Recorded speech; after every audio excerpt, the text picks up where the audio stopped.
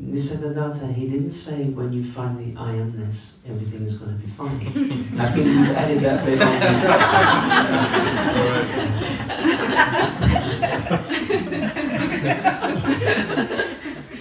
He may have said something like, if you find the I amness, that in and of itself is alright. But that is not kind of the end, you know. I found the I amness, the end. It's like I found the I amness, the beginning. The beginning. Up until that point, we were kind of living as person. But the moment we find the I amness, then we're living as presence. We're living as presence. You say, but I'm struggling to find the I am. I'm struggling, I can't find it. I say to you, then follow again the pointings. Right now, in yourself, don't identify with any of the movements. Just allow those movements to be there, but don't identify yourself with them. Let go of the sense of control. Just be completely undefended. Even if strong feeling come up in your chest, in your gut, allow that, but don't become identified. As you allow that to be as it is, without identifying with it, you will begin to sense a deeper space in which all of this is arising from. The deeper space, that is the I amness. That is the ground of being. It's like in the sea. If you go out to the sea, the waves on the surface are always, wavy, bumpy. But lower down, there is always stillness. It is like that in ourselves. On the surface, there is some kind of, play is taking place. We cannot get the surface to be still. Surface is not meant to be still. Surface is always meant to be a little bit bumpy. It's okay, as long as you're not identified there. You must identify with the deeper self. You must begin to source your own self from the beingness. Please in here, just put your hands up if you can sense the difference between the surface identity and the deeper beingness. Very beautiful, wonderful, wonderful. Yes. If I go back to the analogy of the sea and the ocean and the wave, both are water. Both are water. The nature of one aspect of the water is to be still. The nature of the other aspect of the water is to move. Like that in us. We cannot make the wave be still. Let the wave move. Let the movements take place. But you don't identify there now. Deeper than the person, deeper than the mind, is the feeling I am. Before it becomes I am Oscar, I am Swedish, I am the young man, all these things. Just the feeling of presence in the heart is there.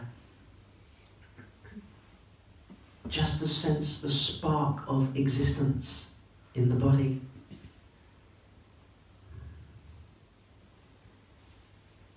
Yes.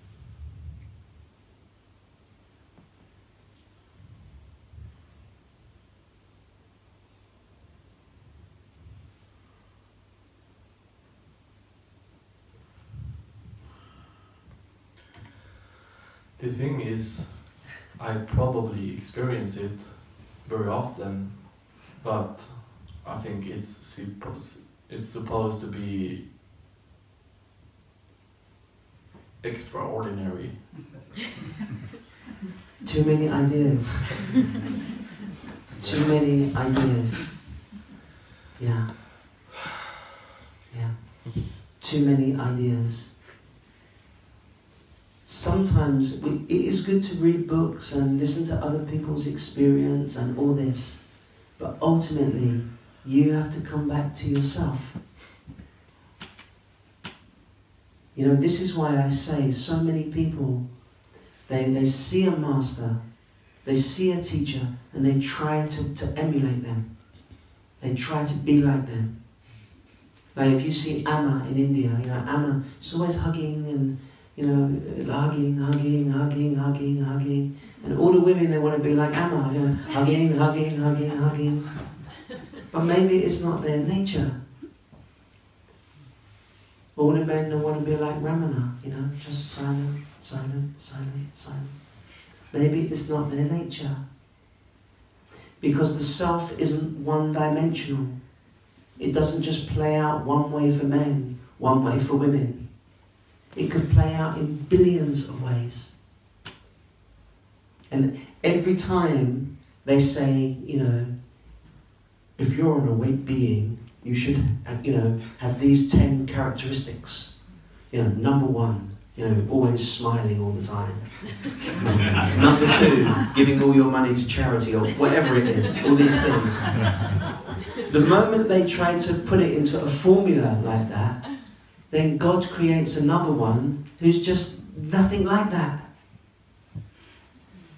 Just walks around all day like so grumpy, so just, you know, swears at people, you know, knocks little old ladies out the way, all this kind of stuff.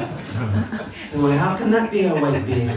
When they look at you with that ferocious look in their eye, and you say, wow, look at that.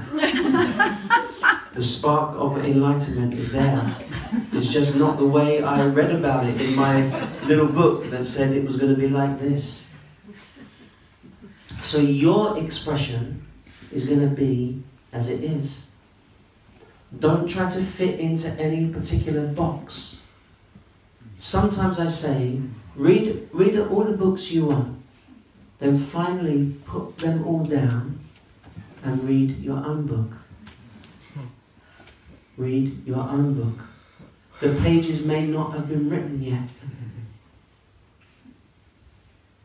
Just that you're not going into anything now with an idea like, okay, if I'm in the I amness, everything's going to be alright, it's going to be like this. And because I'm in the I amness now, everything isn't alright, I can't be in the right I amness or something. You know? Just be in the I amness. And don't worry about what it looks like.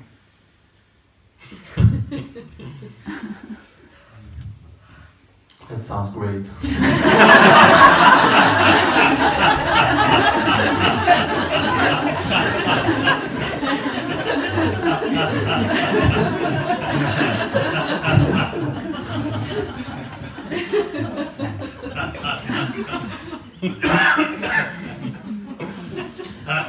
You know, I was telling Ulrika the other day, you know, I used to have an Indian name, Satyam.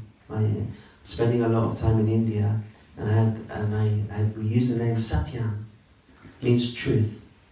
And I love that name, it's a beautiful name. And spending a lot of time in India.